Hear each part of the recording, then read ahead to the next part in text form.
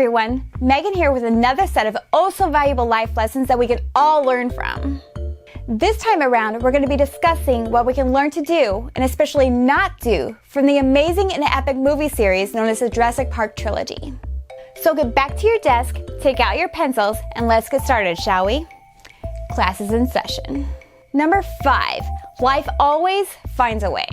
For as long as humans have been around, we have always tried to find ways to enhance our lives. Some people take it a step further and decide they want to mess with Mother Nature. However, as we've seen in the past, when we mess with Mother Nature tends to mess back. We think we can control the world through science by cloning or controlling the weather. But our biggest mistake is when we try to create new species of life, or to bring back life that has long been extinct. And we think we can have a handle on it by altering it to our liking. But folks, let's just face it just doesn't work that way.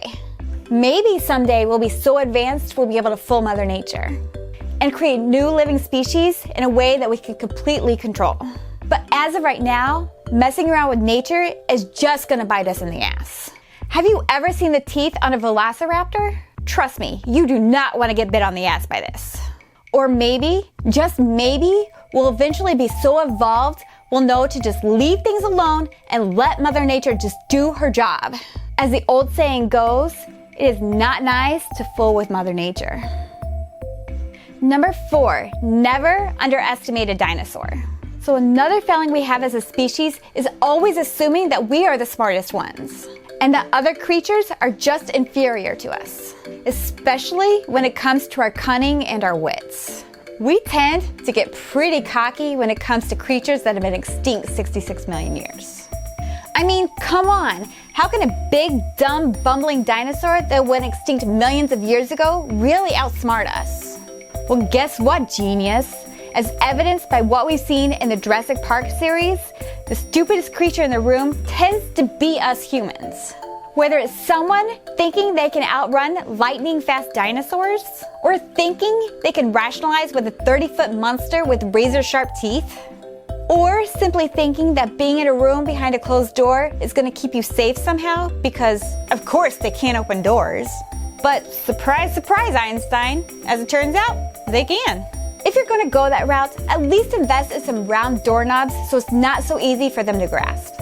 So before you go out there thinking that you're hot stuff because you got a weapon and a Jeep, and that you're somehow going to have the upper hand with these dinosaurs, take a hint from all the poor unfortunate jerks in the Jurassic Park series who wound up being dino poop. All because they weren't smart enough to hide, back down, or simply get the heck out of Dodge before they became the dino's main course. Number 3, be careful who you trust.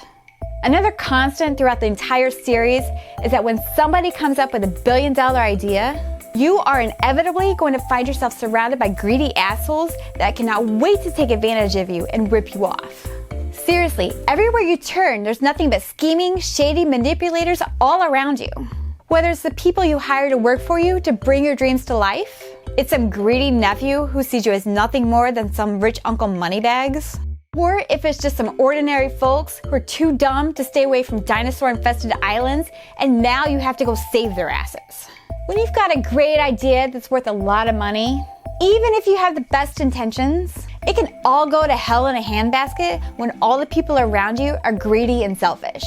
And they're only too quick to destroy everything you've worked so hard for just for their own benefit. Number 2, a good phone with good service is worth every penny. Okay, this one should be self-explanatory, but just let me clarify. Over and over again in this series, we see people finding themselves in dire and dangerous situations. Which I guess comes with the territory when you find yourself running around an island full of genetically enhanced dinosaurs who are hungry and pissed off. But in so many of these cases, all these people's troubles could have been solved if they simply had a good phone with good, reliable service. You may think that having a phone that has really awesome games, gives you unlimited texting, or has really neat ringtones is the be-all end-all. But I'm here to tell you that what's most important is getting yourself a damn phone that actually works when you need it. Oh, like say, I don't know, when you're stuck on an island and you're going down a raging river rapids while some giant dinosaurs are chasing after you and pterodactyls are clawing at your ass trying to fly away with you? That may be a really good time to have a working phone in your hand so you can, I don't know, maybe call the military or the Coast Guard or anybody for that matter to come save your stupid behind. And for Pete's sake, people, make sure you bring extra batteries and keep the phone charged. Because you might not think that sitting in a pile of dino poop would drain batteries so fast, but as we saw in the movies, it sure as hell does. I mean, come on, it's bad enough you have to use a phone that's been sitting in a pile of T-Rex poop for hours, but it's even worse when you're in the middle of the call and you run out of juice. That's just double dino doo-doo. That means no bueno. Number 1, dinosaurs for entertainment equals no good. Look, people, we all love dinosaurs. Whether it's Dino or Barney or the obnoxiously cute dinosaur that's constantly saying, "not the mama." Most of us have grown up loving dinosaurs and would love to see one with our own 2 eyes, much less have one that we could take home and play with. But the truth is, dinosaurs are not pets. They are not meant to be zoo animals. They are not toys for our entertainment. And they sure as hell are not polite and tame. Eccentric billionaire John Hammond thought it'd be fun and entertaining for his grandkids to grow up in a world where they could play with dinosaurs. However, he quickly found out that instead of providing his grandkids with happy, fuzzy memories, he was instead setting them up for a serious brush with death and most likely years and years of therapy. Seriously, folks, if you want to give your kids a dinosaur, buy them an inflatable Barney doll or stuffed Stegosaurus. Those are cute and cuddly. Real dinosaurs would eat your kids for lunch.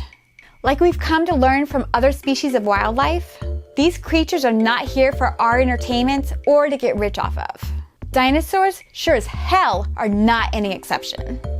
But seriously, I mean, if you guys are gonna blow me off and do it anyway and bring the dinosaurs back, I want a Stegosaurus. Those are my favorite. Well, there you have it, folks. There are 5 life lessons that we should all take to heart. So go on out there and dig up as many dinosaur bones as you want. But if you find a mosquito in some old amber, just leave it where you found it. Time for me to walk the dinosaur right on out of here. Class dismissed.